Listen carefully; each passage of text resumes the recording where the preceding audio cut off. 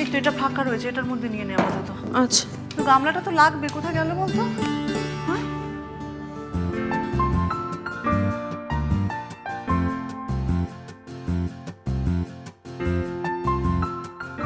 কিছু বলবেন? না। এখানে না দাঁড়িয়ে থেকে খাবার জায়গায় গিয়ে দাঁড়ালে ভালো হতো না? হ্যাঁ, খাবার জায়গায় গিয়ে দাঁড়ালে ভালো হতো না? খাওয়ার জায়গায় যাব। ঠিক আছে।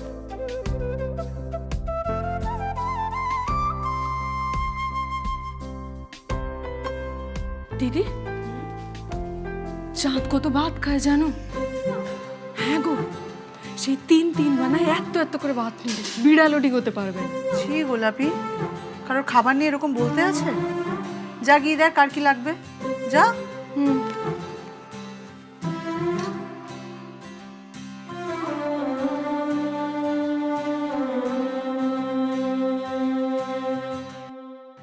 পূর্ণিমা কি লেগে গেল?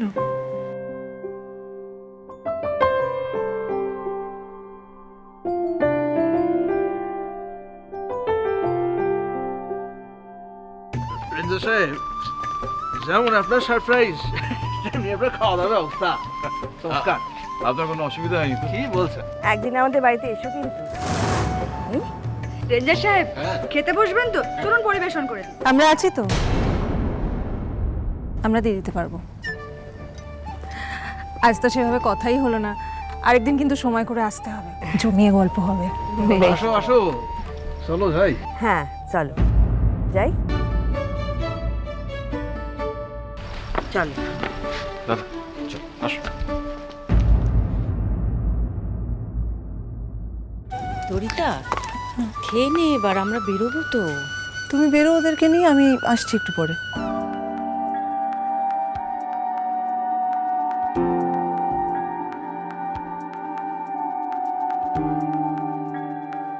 শোভা, চম্পা, আয় রে, আমরাও বেরোবো।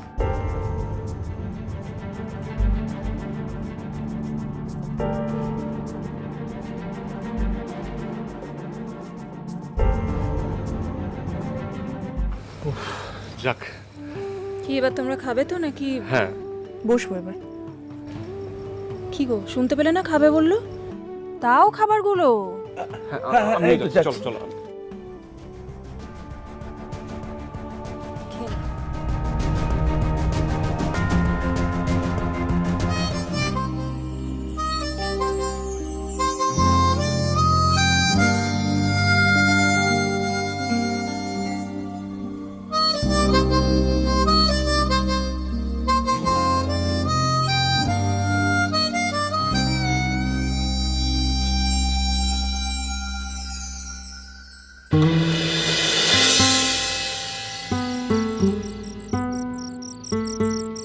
এই জায়গাটা আমার খুব প্রিয়।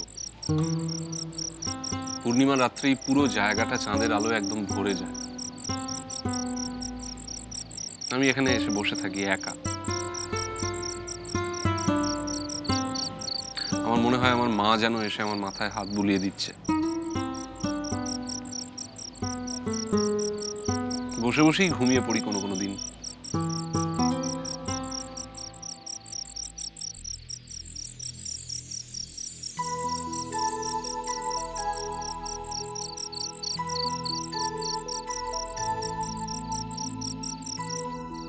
খাওয়ার পর একটা প্রশ্নের জবাব দেবেন বলেছিলেন, দিলেন না কিন্তু এখনো। কি প্রশ্ন? দাবির কারণটা কি জানাবেন বলেছিলেন, এখনো বলেননি। হাসছেন যে, বলুন। আসলে যে তরিতাকে সকলে চেনে না, তাকে সবার সামনে আনার ইচ্ছে ছিল।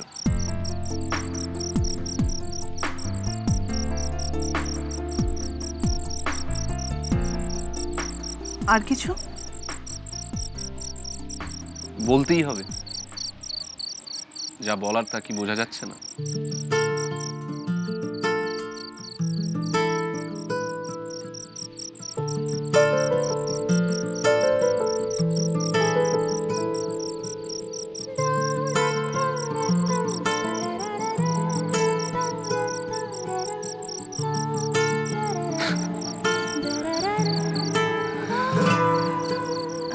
আসলে আসি আসি এখন। Good night. Good night. দেখা হচ্ছে।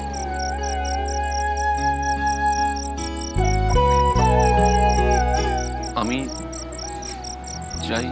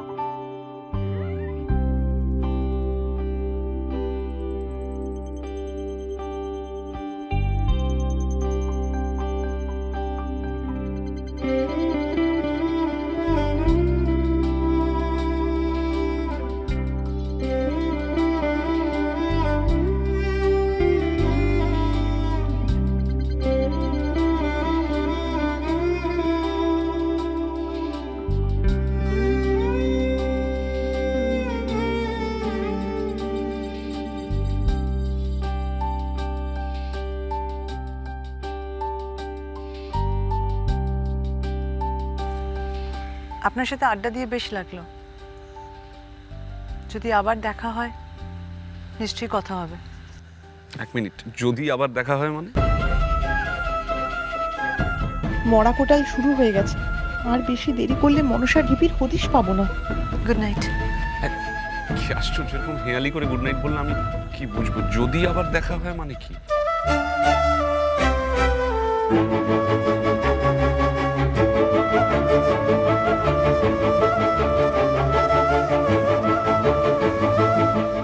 Good night.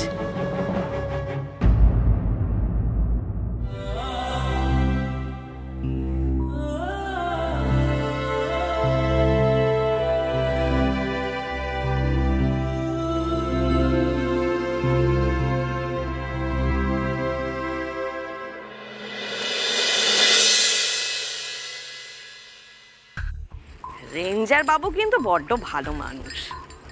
এত বড় একটা কাজ করে দেখে বোঝাই যায় না। যেমন সুন্দর স্বভাব তেমনই হাসি খুশি।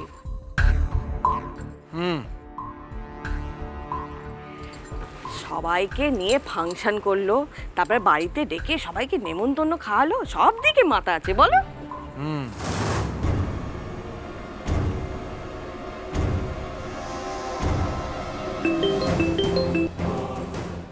হ্যাঁ বল। রেন্দা সাহেব তরিতারে গাড়ি করে এইমাত্র আশ্রমে পৌঁছে দিয়ে গেল। আর মেয়েটা ভেতরে ঢুকে পড়েছে, আর রেন্দা সাহেব এইমাত্র এইখান থেকে চলে গেল। বলছি আমি তাহলে এখন কি করব? তাই কি করবে? নাকে সর্ষের তেল দিয়ে ঘুমাও। রাখ ফোনটা রাখ।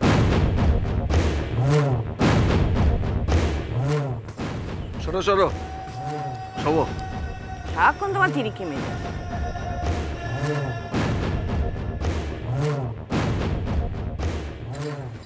সত্যি তোমাকে বোঝা দায়।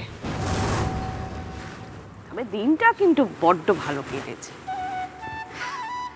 তরিতাকে দেখে যেমন আনন্দ হচ্ছিল তেমন কষ্টও লাগছিল। কি সুন্দর নাচলো, কি বলো? ঘুমিয়ে পড়লে নাকি?